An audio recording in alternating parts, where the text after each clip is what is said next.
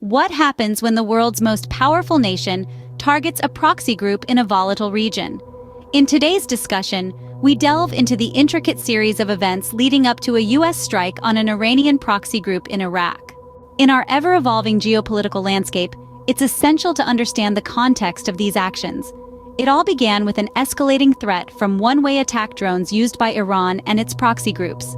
These drones, carrying explosive payloads, targeted various locations in the Middle East, including oil facilities, U.S. forces, and commercial ships. As these attacks intensified, the U.S. Navy remained steadfast.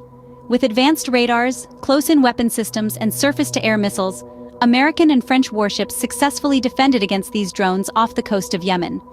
But the threat persisted, and the U.S. remained vigilant, preparing for any escalation in the region.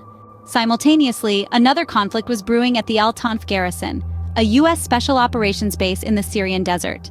Established in 2016 as a hub for operations against ISIS and Iran, this base found itself at the epicenter of a shadow war between Israel, the U.S., Russia, and Iran. Facing regular strikes from Israeli forces and retaliatory attacks from Iran, the Al-Tanf base became a focal point of the Middle Eastern conflict.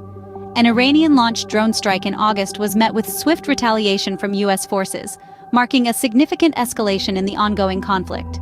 Fast forward to the present day, and we find ourselves at the precipice of a momentous event, a U.S. strike on an Iranian proxy group in Iraq.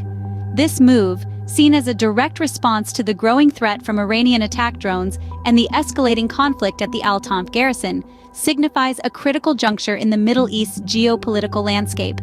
So, what have we learned from this deep dive into the events leading up to the U.S. strike?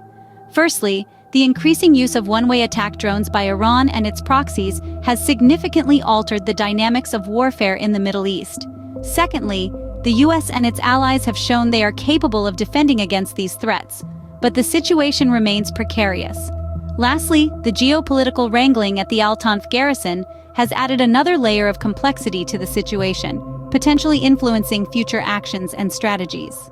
In conclusion, the U.S. strike on an Iranian proxy group in Iraq is not an isolated incident. It's a culmination of escalating tensions, evolving threats, and strategic decisions.